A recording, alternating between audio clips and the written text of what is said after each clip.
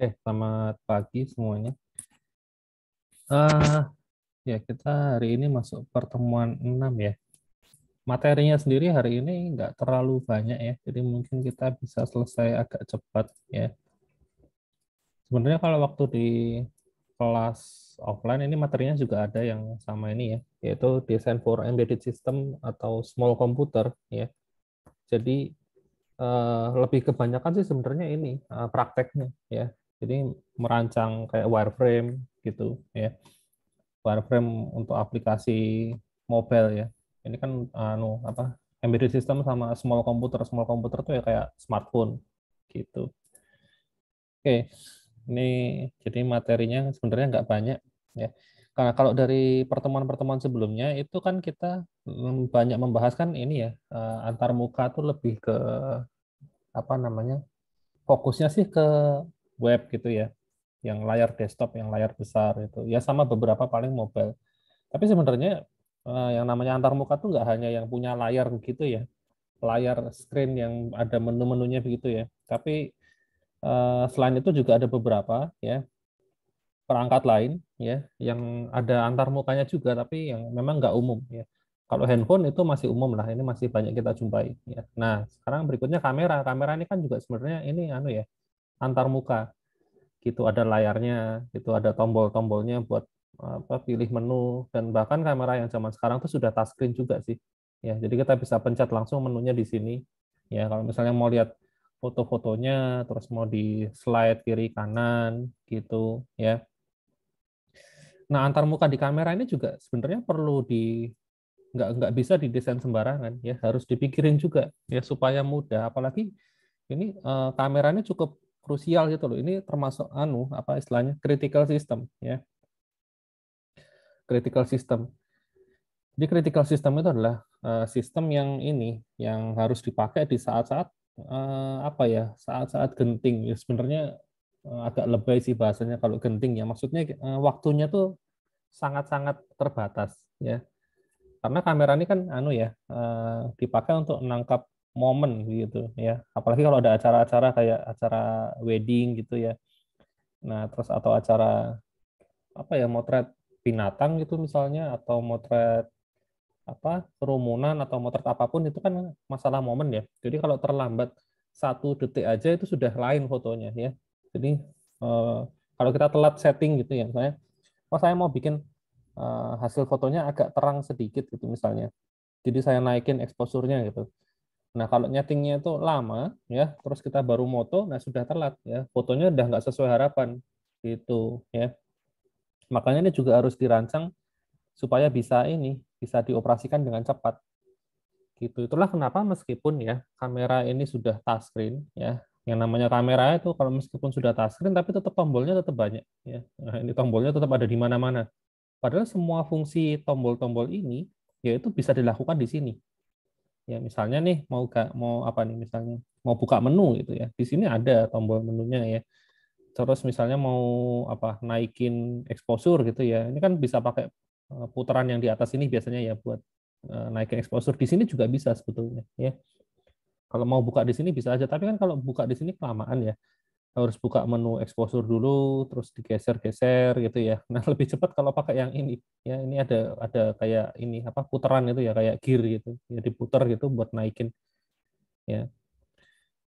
Terus milih fokus juga bisa pakai touchscreen itu ya. Selain itu kan pakai ini juga bisa. Ini kan bisa dipencet ya. Yang ini sorry, ini kan joystick ini ya, buat milih fokus ya.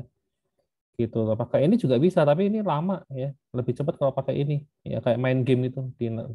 Misalnya fokusnya mau di atas bagian sini ya, karena ini motret orang, kepalanya di sini ya. Awalnya fokusnya di sini, mau dinaikin itu ya. Ya tinggal dinaikin pakai ini gitu ya. Daripada harus dipencet, meleset meleset gitu. Seperti itu ya.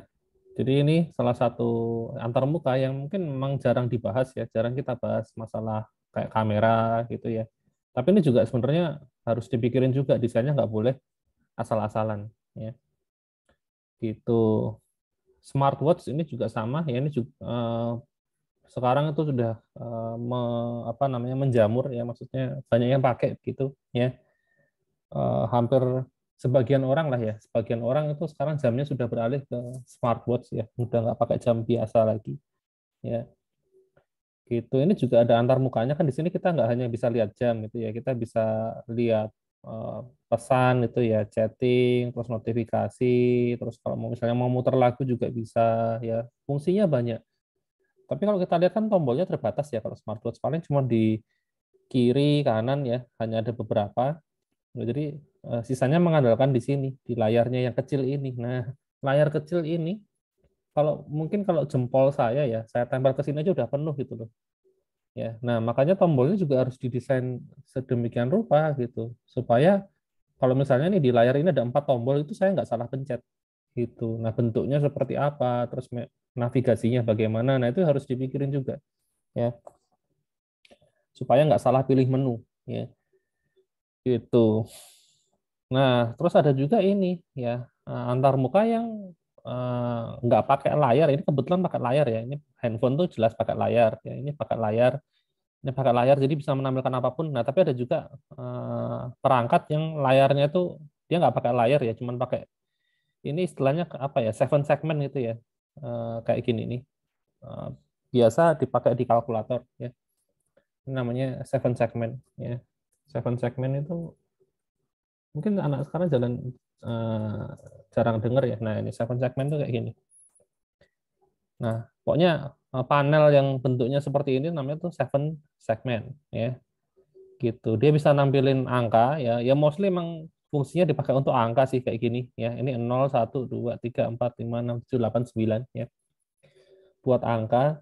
Kalau mau nampilin huruf juga bisa ya, alfabet tapi agak maksa ya. Seven segment alfabet kayak apa ya? Nggak semua huruf bisa sih kayaknya. Nah ini bentuknya agak nggak karuan sih. Ya, A, B, C, D, E. Ya, tapi agak maksa tapi ya ini yang aneh tuh M ini ya. Ini huruf M, siapa yang bisa baca ini sebagai huruf M? Saya aja nggak kebayang ini ternyata huruf M ya. B, C, D, E, F, G, H, I, C, K. K aja kayak gini ya, aneh ya. L, M, N, ya itulah, itu 7 segment ya. Ini kan pakai 7 segment. Ini rice cooker ya ini ya. Mungkin ada yang kira ini brankas itu ya. Bukan, ini rice cooker ya. Rice cooker smart ya. Ini nggak tahu merek apa ya. Kayaknya Xiaomi punya ya, rice cooker smart ya. Mi rice cooker. Oh iya, oh iya, ini punya Xiaomi ya, gitu. Ada layarnya di sini. Saya nggak tahu sih faedahnya apa rice cooker dibikin smart itu. Apakah kita bisa masak nasi dari jauh gitu? Ya nggak juga ya. Kan harus masukin berasnya juga ke sini ya. Misalnya saya lagi di kantor, rice cookernya di rumah, tuh nanti saya pas pulang pengen nasinya udah mateng gitu ya nggak bisa. Ya siapa yang mau masukin berasnya ke sini? Kan? Gitu. Jadi mungkin ini anu ya kurang populer ya karena ngapain itu ya, harus pakai wireless gitu ya. Ya, tapi ini juga termasuk antar muka ya. Ini antar muka juga gitu. Karena ada nggak tahu bisa ngapain aja, saya juga karena saya nggak punya ini ya. Yang jelas ini bisa ada konfigurasinya, mungkin kalau mau masak nasi biasa atau nasi yang agak lembek atau bubur gitu mungkin ada tombol-tombolnya. Nah, itu juga harus dipikirin desainnya gitu. Jadi intinya adalah yang namanya komputer ya. Zaman sekarang itu komputer tuh nggak hanya melulu laptop atau desktop PC gitu ya, yang ada apa boxnya gede gitu ya. Tapi perangkat-perangkat yang kecil ini pun juga sudah komputer gitu. Karena kalau kalian lihat ya, ini semua perangkat ini punya yang namanya prosesor. Ya. Komputer itu apa sih sebenarnya? Kalau saya bilang komputer itu ya ini perangkat yang bisa memproses sesuatu gitu. Ya. Ada memorinya jelas ya, sama ada prosesornya meskipun kecil ya. Itu sudah bisa disebut sebagai komputer ya. Bisa nyimpan sesuatu aja sudah komputer itu. Maksudnya kita input sesuatu terus bisa tersimpan ya, kalau dibuka lagi masih ada itu. Kayak kalkulator misalnya itu saya bisa bilang itu komputer ya. Kalkulator meskipun hanya sederhana ya, nggak banyak apa namanya fungsinya gitu, tapi itu sudah termasuk komputer karena kalau kita buka dia bisa memproses sesuatu ya, menghitung sesuatu, terus bisa nyimpen ini juga, ada beberapa seri bisa nyimpen histori perhitungan ya gitu. Apalagi yang sudah cukup kompleks seperti ini jelas komputer semua ya. gitu. Semua ada prosesornya ya, jadi nggak cuma HP sama laptop, kamera pun ada prosesornya, ini juga ada ya, tapi sederhana ya karena memang fiturnya sih nggak banyak ya gitu. Kalau kamera ini malah prosesornya malah lumayan canggih ya ini kamera karena apa namanya, kamera itu kan dipakai untuk merekam ya, merekam gambar terutama video ya. Video itu kan kalau ukurannya 4K ya, resolusinya 4K itu kan berarti sekitar 3.800 kali 2.000 ya. Kaliin aja 3.800 kali 2.000 itu sekitar berapa ya? Hampir hampir 8 juta ya nilainya ya. 8 juta itu 8 juta piksel maksudnya. Itu satu piksel itu ukurannya sekitar 3 layer ya, kalikan 1 byte ya, jadi 3 byte ya. Ya intinya gini, kalau kalian coba motret nih, kalian motret ukurannya segitu ya, resolusinya katakanlah 4.000 kali 3.000 gitu. Nah itu filenya kan satu file sekitar berapa? 3 mega mungkin ya, 3 mega, 4 mega. Nah bayangin kalau itu dibikin jadi video ya, video itu 1 detik itu ada 30 foto sebenarnya ya, dikalikin aja ya, jadi 1 detiknya bisa 200 atau 300 mega itu. Nah jadi kamera ini dituntut untuk bisa memproses ya 1 detik itu 200 mega, bayangin aja. Jadi malah ini prosesornya lebih canggih daripada handphone kadang-kadang ya. Itu makanya mahal ya. Kamera-kamera kayak gini kan mahal, nih bisa 30 juta, 40 juta gitu ya. Oke, jadi gitu ya. Komputer tuh sekarang ya hampir semua perangkat sekarang tuh sebenarnya komputer ya. Hampir semuanya gitu. Asal digital tuh kayaknya sudah pasti komputer ya. Gitu. Nah, kemudian ini ada lagi perangkat yang ini termasuk kategori safety critical system ya. Tadi saya bilang kamera ini juga termasuk critical system meskipun ini nggak berpengaruh langsung ke keselamatan hidup seseorang ya. Tapi ya ini kamera ini urusannya dengan waktu juga sih gitu. Nah, kalau yang ini safety critical system yang beneran itu biasanya kaitannya dengan keamanan memang. Jadi kalau salah sedikit nyawa bisa melayang gitu. Misalnya di mobil gini ya, di mobil ini kan ada ini mobil yang udah canggih ya ini ya, udah canggih gitu. Ini ada panel apa namanya, biasanya untuk kalau yang baru kayak gini kayaknya sudah ini ya, ada OS-nya ya. Kalau yang zaman dulu mobil-mobil lama kan paling hanya untuk muter musik sama radio ya. Kalau yang sekarang udah berwarna gini kan bisa buat lihat ini ya, apa namanya, kalau lagi mobilnya jalan mundur gitu bisa lihat ke belakang ya, ada kameranya gitu kan, terus bisa untuk buka Google Maps dan lain sebagainya. Nah ini kan ada tombol-tombolnya nih ya kan, banyak tombol gitu. Nah bayangin kalau misalnya orang lagi nyetir terus dia harus mencet tombol di sini, katakanlah dia mau mutar musik gitu, mau milih lagu. Nah itu harus proses pemilihan lagu tuh ada ininya, ada benchmarknya. Jadi proses memilih lagu itu harus bisa dilakukan dalam waktu misalnya maksimal 3 detik katakanlah gitu ya. Karena kalau lebih dari itu nanti kalau orangnya kelamaan lihat di sini bisa nabrak ya. Dia nggak lihat ke jalan tapi lihatnya ke sini. Ya katakanlah ternyata butuh 5 detik gitu ya. Nah ini udah di depan, kalau ada sesuatu yang mendadak itu eh, telat nanti ya. Misalnya depan ngerem gitu ya. Mobil depan ngerem, di sini nggak ngerem, nabrak jadinya ya. Gitu. Nah, ini safety critical system. Jadi memang ada beberapa apa namanya, antar muka ya, contohnya ini yang harus bisa diakses dengan cepat.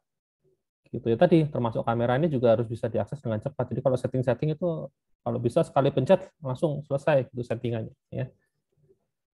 Gitu. Makanya di kamera ini kita bisa menyimpan ini ya, settingan ya. Oh, kalau misalnya apa waktu di dalam ruangan kita pakai settingan yang ini gitu, yang sudah saya set sebelumnya. Tapi kalau di luar saya pakai yang ini gitu. Jadi bisa diprogram ya. Gitu. Oke, kemudian, nah ini intinya safety critical system itu yang diutamakan adalah keamanan, ya sama kecepatan ya. Keamanan ya kaitannya dengan kecepatan. Jadi harus cepat gitu, ya. Jangan bikin user itu mikirnya kelamaan, ya. Kalau bisa lihat langsung, oh udah tahu, oh caranya begini, ya. Sama harus bisa dieksekusi dengan cepat, ya, gitu, ya. Intinya gitu. Ini yang paling penting ya, bisa dioperasikan dengan cepat. Ya. Makanya biasanya yang alat-alat yang berkaitan dengan ini, yang masuk kategori ini pasti mahal ya, karena dia butuh cepat. Tapi kalau yang nggak butuh, ya sebenarnya semua orang pengen semua item itu bisa dieksekusi dengan cepat. Ya. Siapa sih yang pengen pakai pakai barang itu lama gitu? Ya. Cuman kalau ada item yang harus bisa dieksekusi dengan cepat tuh imbasnya jadi mahal biasanya. Ya, barangnya harganya jadi mahal karena butuh prosesor yang bagus, butuh desain yang sedemikian rupa, banyak tombolnya dan lain sebagainya. Jadinya mahal. Nah kan nggak semua orang bisa beli kalau dijual mahal ya. Ya misalnya panel inilah gitu. Ini kan mahal gitu ya. Yang kalau mau yang murah juga ada, yang cuma layar doang gitu ya ada tombolnya sedikit itu juga ada. Ya gitu. Tapi ya itu tadi imbasnya ya ini tadi kalau pengen bisa dieksekusi dengan cepat jadinya mahal gitu. Kalau mau yang versi murah ya paling ada yang dikurangin, ada yang dipangkas gitu ya, nggak bisa sebagus ini. Kayak kamera juga sebenarnya juga yang murah juga ada ya, kamera digital begini. Tapi ya tadi waktu motret itu mungkin prosesnya lama. Terus waktu milih-milih ya tombolnya nggak sebanyak ini ya, hanya ada beberapa tombol doang ya gitu. Ya kamera yang murah-murah itu makanya nggak dipakai oleh fotografer profesional. Bayangin kalau misalnya pas nikahan itu apa namanya kita harus motret waktu semuanya bisa senyum bareng karena kalau kita motret rame-rame itu kan kadang nggak semua orang fokus ke kamera ya itu ya mungkin ada saat di mana orang-orang itu bareng ya lihat ke kamera bareng misalnya katakanlah ada 20 orang ya bareng-bareng lihat ke kamera nah itu harus mencetnya harus tepat gitu ya kalau pakai kamera yang murah itu mungkin waktu kita pencet dia nggak langsung motret ya jadi agak nunggu dulu baru motret nah itu sudah terlambat ya nanti misalnya ada yang pas nggak lihat ke kamera ada yang lagi merem dan lain sebagainya ya gitu. Nah, kemudian yang namanya embedded system ya biasanya ini ya dia itu fokus pada satu bidang atau maksudnya satu fungsi aja ya. Setelahnya information appliance ya istilahnya itu kayak kayak ini nih layar kamera nih ya fungsinya cuma berkaitan dengan urusan moto gitu. Ini kan bisa dipencet nih ya di layar ini bisa dipencet kita mau pilih mau ganti-ganti settingan ini bisa dipencet gitu ya yang ini nggak bisa. Ini agak murah nih kameranya. Ya bisa dipilih pakai inilah ya, pakai tombol-tombol di sini ya. Tapi intinya apa yang muncul di layar sini itu ya semuanya berkaitan dengan ini aja ya, fungsi dari kamera aja gitu. Jadi yang namanya ini embedded system itu sebenarnya adalah komputer yang ditanam ke perangkat yang sebenarnya itu bukan komputer ya, bukan perangkat aslinya itu bukan digital lah, katakanlah begitu. Kayak misalnya kamera nih. Kamera ini kan aslinya kan zaman dulu ya kamera itu nggak ada layarnya kayak gini ya. Masih pakai film gitu ya. Gitu. Terus muncul era baru kamera digital yaitu sebenarnya kamera yang dipasangi komputer kan kayak gitu ya. Jadi bisa ada tombol-tombolnya, ada menu-menunya begitu ya. Itu yang disebut sebagai embedded system ya. Jadi embedded system itu komputer yang ditanam pada suatu perangkat, perangkat non digital ya. Pemutar musik juga sama ya. Zaman dulu muter musik ya pakainya ini mungkin masih kalian masih itu nggak sih merasakan era pakai kaset itu ya pakai kaset yang ada pitanya itu kayaknya sudah jarang ya. Ini kan rata-rata dari kalian ini angkatan berapa sih 2019 2020 ya. Mungkin kelahiran tahun 2000-an kali ya, 2000 awal gitu ya. Ya waktu kayaknya era-era kaset itu sudah mulai agak hilang ya. Saya terakhir beli kaset itu tahun 2005 kayaknya. Ya 2008 waktu saya masih SMA ya, 2008 2000 ya sekitar itu. Itu pun sudah susah nyari kasetnya. Gitu. Kaset yang masih ada pitanya apalagi sekarang udah nggak ada semua toko kasetnya. Jadi kaset ya ini kaset kayak gini loh, lagu-lagu kayak gini. Kan dulu kan lagu itu kan pakainya kayak gini ya, kaset seperti ini ya, gitu.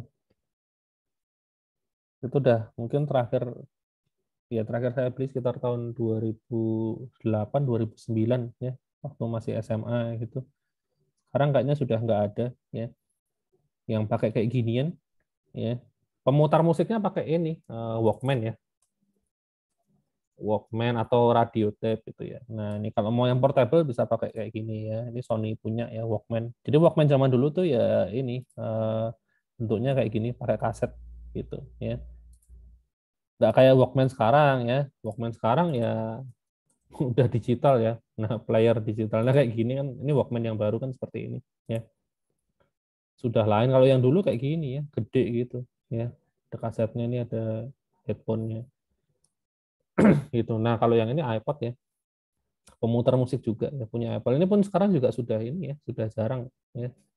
Udah nggak ada yang pakai kayaknya ya. Ini saya dulu sempat beli ya waktu apa kuliah itu saya beli pemutar musik ini ya. Sekarang udah nggak ada yang pakai. Kenapa? Gitu ya, karena pemutar musik kayak gini apa namanya? Filenya tuh harus dari file ini loh. File MP3 gitu ya.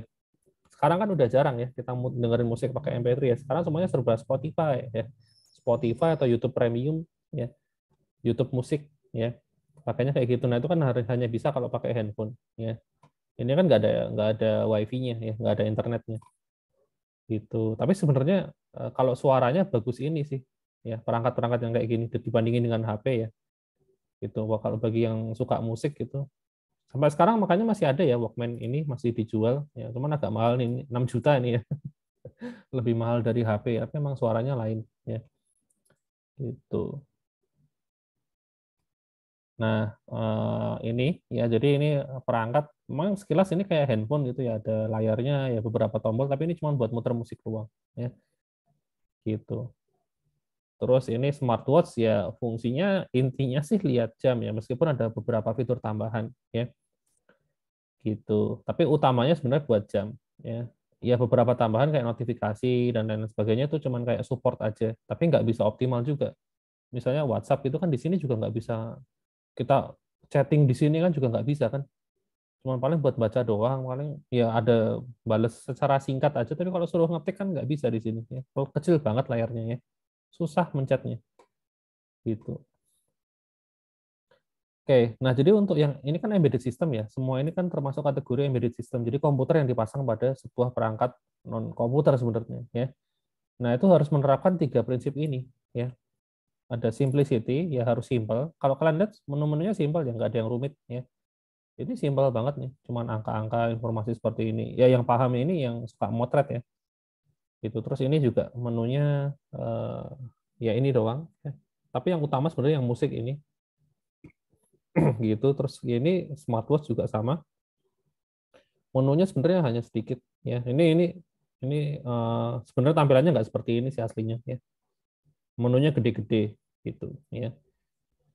Jadi ini simplicity ya, fiturnya jangan banyak-banyak ya. Nah zaman dulu itu ada yang bikin ini nih HP ya, HP touchscreen gitu, fiturnya banyak banget ya, bisa sampai nonton TV segala ya. Ada yang bisa nonton TV, terus ya macam-macam, ada speakernya gede gitu, ada kameranya di belakang, kameranya bukan kamera yang kecil-kecil gitu, tapi kameranya bisa sampai zoom gitu loh. Nah itu justru nggak laku yang kayak gitu ya. Jadi kalau kalian coba bikin perangkat yang kebanyakan fitur itu justru nggak laku ya untuk kategori embedded system ya, terlalu lengkap itu malah nggak orang jadi ini susah makainya ya. Nah makanya untuk yang masuk kategori embedded system itu kalau bisa ya minim aja kompleksitasnya, jadi harus fokus gitu. Jangan kebanyakan fitur ya. Terus kemudian ini juga penting ya, versatility ya, interaksinya harus inovatif ya gitu, karena kan ini interface-nya terbatas ya, jadi ya kayak misalnya smartwatch nih, gimana caranya kita mengoperasikan menu di sini ya dengan layar sekecil ini. Di sini ada tombol, ada putarannya juga, terus ini ada tombol satu, nah itu bisa dimanfaatkan untuk apa aja, nah itu harus dipikirin. Atau mungkin ada yang bisa juga pakai voice command gitu ya, pakai suara misalnya ya, itu juga harus dipikirin ya, karena kan interface-nya tuh nggak umum ya. Dan yang terakhir adalah ini, menyenangkan untuk digunakan, maksudnya tuh nyaman dipakai gitu loh. Jangan sampai ngoperasiinnya susah ya.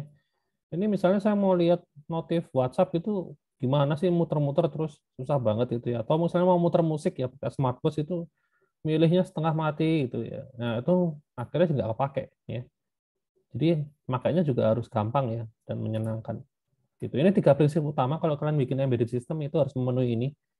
Ya, kalau ada salah satu yang tidak terpenuhi, kemungkinan itu akan jadi nggak kepake ya barangnya. Gitu. Terus kemudian, nah ini yang namanya embedded system itu tantangannya di sini ya. Ada 4 poin ya. Pertama masalah portability karena embedded system itu kan harus bisa dibawa-bawa ya, portable ya. Itu karena dia portable, jadi ada ini pakai baterai ya itu yang pasti. Ya harus dipikirin. Jadi kayak misalnya smartwatch ini kan baterainya nggak mungkin besar ya, pasti hanya kecil. Nah, gimana caranya supaya baterainya tuh awet ya? Masa tiap hari ngecas itu kan juga nggak lucu ya. Dikit-dikit ngecas itu. Masa mau dipakai pergi jauh gitu ya, perjalanan jauh sampai tujuan mati jamnya ya. Kayak gitu. Jadi mau nggak mau ya ini didesain gimana caranya harus bisa bertahan paling nggak seminggu gitu misalnya ya. Gitu. Jadi ini masalah portability, terus kemudian ini general atau special purposes ya. Nah, itu tadi yang saya bilang kalau bisa sih fungsinya dikit aja, jadi fokus itu loh, jangan kebanyakan fitur ya. Ya kayak tadi saya cerita, zaman dulu tuh ada loh kamera digital gini bisa dipakai untuk muter musik player gitu bisa. Ya. Itu ada kayak gitu, itu malah nggak laku jadinya. Ya. Kamera muter musik buat apa gitu? Ya. Kayak gitu. Terus nah ini connectedness. Nah, ini yang penting juga. Yang namanya embedded system itu hampir semuanya tuh nggak bisa berdiri sendiri. Ya, percaya nggak? Jadi misalnya nih kamera ya, nggak mungkin kamera ini berdiri sendiri semuanya dilakukan di kamera nggak mungkin. Nah ini kan dari sini kan kita harus bisa transfer datanya ya kan. Ya kan buat moto, nah buat motret ya. Kalau setelah motret kita mindahin caranya gimana? Nah kalau kamera-kamera yang baru kan semua udah ada wirelessnya, ya bisa ditransfer ke HP gitu ya. Terus ini nih musik player itu juga sama ya. Gimana caranya dia terhubung dengan komputer? Apakah harus pakai kabel atau bisa pakai WiFi gitu ya? Atau mungkin bisa pakai yang lain? Ya kalau zaman sekarang sih hampir semua perangkat embedded system itu ya ada WiFi-nya ya. Jadi connect-nya semua serba lewat WiFi atau Bluetooth lah. Gitu. Kalau smartwatch jelas ya, semuanya sudah ada minimal Bluetooth sudah ada ya, Bluetooth supaya bisa connect ke HP. Jadi kalau di HP ada notif ya di sini bisa langsung update gitu ya. Seperti itu. Itu connectedness ya, terus apa namanya? Nah, commercial environment. Itu apa ya? Saya lupa yang ini terakhir ya. Environment itu lingkungan ya. Cuman saya lupa nanti mungkin bisa kalian cari sendiri atau coba kita cari konversi. Saya lupa ini. Ini tentang apa? Oh, ya ya ya.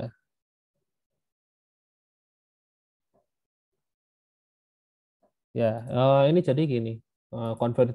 Commercial environment tuh gini. Kalau misalnya ini kan problem ya. Jadi gini, misalnya nih saya pakai iPod ya, iPod kan punya Apple nih.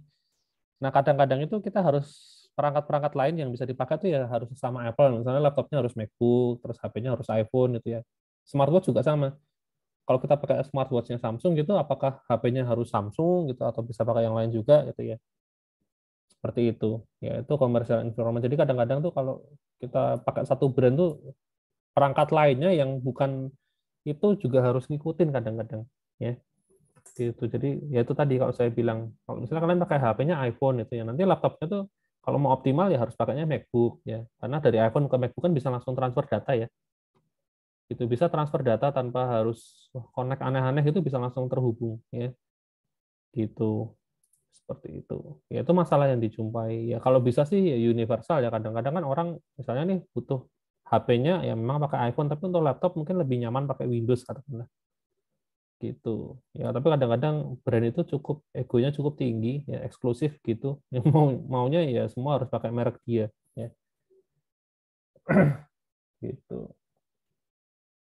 Nah ini intinya ya kesimpulannya kalau kita bikin embedded system itu kalian harus ini ya kurangin input berupa teks atau mengetik itu harus dikurangi ya jangan disamakan kayak komputer ya handphone pun juga kalau bisa dikurangin ya inputan berupa teks ya itu harus dikurangi kecuali memang harus mengetik ya ngetik chatting gitu ya mau nggak mau memang harus ngetik tapi kalau menu yang lain ya itu kalau bisa jangan jangan mencet sesuatu lah kalau di komputer kan kita masih sering mencet ya misalnya buat copy file itu kan kita pakai Ctrl C ya mencet keyboard itu kan masih sering ya Tapi kalau di HP kan kita nggak mungkin ya mencet Ctrl C caranya gimana. Jadi harus dibuat mekanisme, misalnya tombol apa tulisannya ditahan, nanti akan muncul tombol copy. Nah, misalnya terus dipencet, misalnya kayak gitu ya. Intinya yang berupa mencet tombol ya, maksudnya mencet tombol, mencet keyboard itu harus dikurangi ya. Kayak ngetik-ngetik itu harus dikurangi.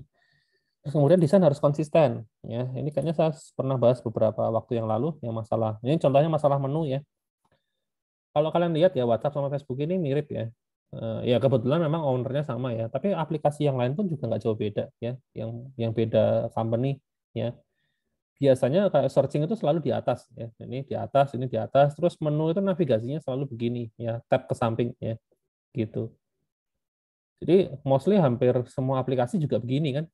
Susunan menunya gitu ya. Facebook, WhatsApp, terus apa lagi ya? Ya kalau nggak di atas paling dari kiri bisa digeser ya, muncul itu namanya pakai drawer ya, navigation drawer. Gitu. Seperti itu konsisten ya. Terus harus stabil itu penting ya. Ya maksudnya dipakai itu nggak nge-lag nggak apa gitu ya. Terus feedback itu juga penting ya. Feedback itu kita tahu ya, misalnya ini menu ya, kita lagi ngomongin menu, kita tahu menu mana yang lagi dipilih. Nah ini misalnya nih yang lagi dipilih adalah menu calls, itu termasuk feedback. Ya. Kelihatan ya di sini ada garisnya, terus hurufnya agak lebih putih sedikit dibanding yang lain. Kalau yang Facebook ini ada garis birunya, nah, jadi kita tahu kita lagi berada di menu ini, home itu misalnya, ya itu feedback. Terus kalau toleransi error itu ya pesan error ya harus jelas ya. Sama yang terakhir gunakan metafor ya, ini icon-icon ini ya. Facebook ini menunya dia nggak pakai tulisan, semuanya pakai icon ya. Kalau saya tanya ini fungsinya buat apa kan kalian tahu nih semuanya ya. Gitu. Karena sudah tertanam di otak kalian ya. Mental modelnya sudah terbentuk. Ini buat newsfeed, ini buat grup, ini buat friend atau ini friend ya kayaknya ya. Friend request kayak gitu. Ini buat grup. Terus ini buat apa ya? Video ya. Video atau story ya, antara itulah. Ini notifikasi gitu ya. Ini settings kayak gitu ya. Seperti itu. Itu kesimpulannya ya, itu materi hari ini ya tentang embedded system ya. Memang nggak banyak sih gitu. Terus kita tahu kan materinya sebenarnya kebanyakan satu ya. Kalau dari RPS karena kan sebenarnya ada presentasi untuk desain. Nah nanti kan tugas kalian itu adalah nanti, tapi ini tugas di akhir sih. Kalian kan harus bikin sebuah desain, terus kemudian kalian harus tes kan, diuji gitu loh. Nah, untuk desainnya kalian bisa bikin pakai tools ya terserah sih mau pakai apa gitu. Tapi kalau dari saya sih rekomendasi saya pakai Figma ya. Bisa pakai Figma untuk bikin prototype ya. Mungkin ada yang pernah pakai Figma ya. Figma ini gratis ya. Gratis sampai up to 3 project kayaknya. Nah, di sini kalian kalau buka Figma gitu kalian bisa bikin desain baru. Ini tadi barusan saya buka. Nah, ini. Ini makanya cukup gampang ya. Jadi misalnya nih masih kosong nih, project kosong gitu. Ini saya bisa ini bikin istilahnya frame ya. Bikin bikin frame dulu ya. Nah, frame itu bikin layar maksudnya. Kalian mau pakai layar apa? Kalau handphone mau pilih handphone apa gitu. Mau kebanyakan di sini iPhone ya. Androidnya malah agak agak ini nih, agak dianaktirikan cuma dua, small sama large gitu. Kalau iPhone ada semua versi ya. Gitu. Kalau mau bikin desktop juga bisa ya. Ini desktop juga loh. Hampir semuanya punya Mac ya. Yang yang bukan Mac cuma ada satu pilihan desktop doang ya. Nah, misalnya mau bikin layar untuk handphone ya, aplikasi mobile iPhone gitu misalnya. Nah, ini template-nya untuk iPhone 13 Pro Max gitu. Nah, di sini kita bisa bikin misalnya mau tambahin tombol. Nah, ini ada pilihannya di sini. Tombolnya sebenarnya ini dibikin pakai bangun datar biasa ya. Terus di sini kalian mau bikin ukurannya segini gitu misalnya ya. Tombolnya segini gitu, terus mau dikasih warna apa gitu, misalnya warnanya saya pilih biru gitu ya. Nah ini warna biru, pinggirnya saya mau bikin melengkung, nah ini saya kasih radiusnya misalnya 20, nah kayak gini ya. Terus misalnya mau ditambahin teks ya, login itu misalnya ya. Ini saya gedein ukurannya, gede banget.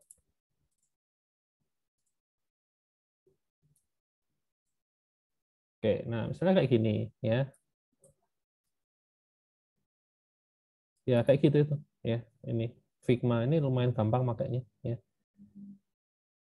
gitu. Terus kalau mau bikin layar baru lagi ya tinggal bikin frame lagi. Ya, eh, ini saya bikin lagi. Nah, nanti muncul di sampingnya ini saya kasih nama misalnya ini halaman login ya. Terus ini halaman home gitu misalnya. Nanti di halaman home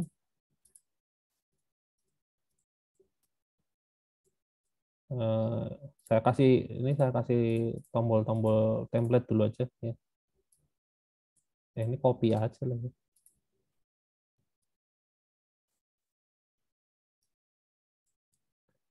Oke, misalnya kayak gini. Nah, nanti ini dari sini tuh juga bisa dikasih apa namanya? Event gitu ya. Misalnya tombol ini nih, tombol ini saya grup dulu.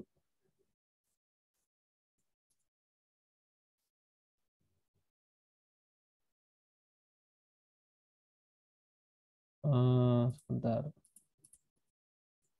Tuh,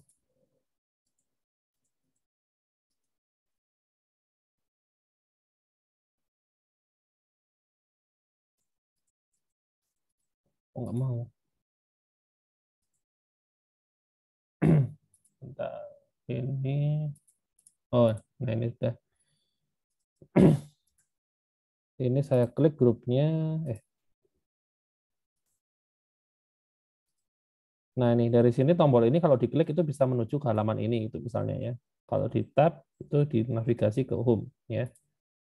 Terus ini misalnya ini tombol back gitu ya. Katakanlah yang paling bawah ini tombol back itu juga bisa kalau misalnya saya pencet itu balik ke login ya. Gitu. Nah, ini nanti terus bisa bisa dicoba ya, dites. Kalian mau kalau mau nyoba di HP juga bisa ya. Ini tinggal URL-nya bisa dibuka di HP. Nah, ini pura-puranya dites, ini pencet login, seret. Nah, pindah ke sini. Ini kalau saya pencet, nah back ke sini ya gitu. Kayak gitu ini lumayan ya gampang dipakai ya. Nah, minggu depan kayaknya saya mau ngajarin tentang Figma aja ya. Gimana caranya melayout gitu. Nanti supaya kalian bisa bikin desain pakai ini prototype ya.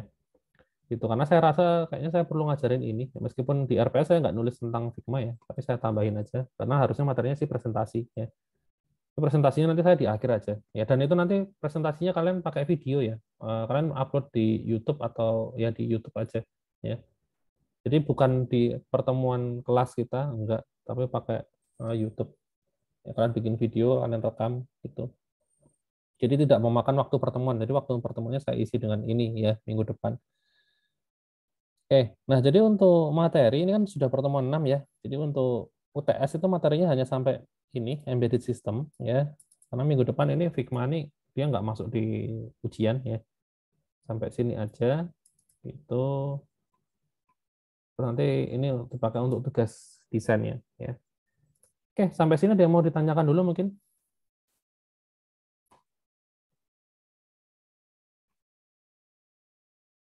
Ada yang mau ditanyain tentang tugas, tentang materi atau tentang ya yang lain-lain? Pak, Hmm? kuis yang kemarin itu nggak ada tuh Eh, gimana ya, Pak? saya lupa pasang ya? Iya, iya, yang week 5 belum ada, Pak. Oke, ya udah nanti saya pasang, saya kasih waktu sampai minggu depan aja ya. Minggu ini kuisnya 2, tapi waktunya sampai minggu depan gitu kali ya. Makasih, Pak. Saya kira saya sudah setting semuanya ya. Berarti ada yang lupa nih, gitu. Oke, ya. Terima kasih sudah diingatkan. Ya. Oh ya, untuk yang minggu depan itu nanti ada kuis juga, tapi kuisnya mau review ya, review dari pertemuan 1 sampai 6 ya. Minggu depan, karena kan minggu depan kita nggak ada materi, tapi kuisnya harus tetap jalan kan. Nah, itu materinya adalah campuran ya. Anggap aja untuk persiapan ini, persiapan ujian. Gitu. Jadi materinya dari pertemuan 1 sampai 6. Ada lagi yang mau ditanyakan?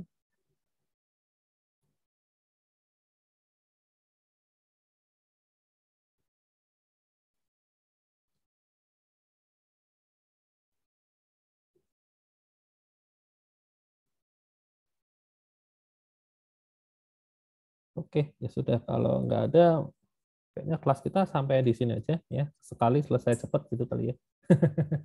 Ya sudah, kalau gitu ya sampai ketemu lagi minggu depan ya. Oke, saya tutup kelasnya. Thank you semuanya.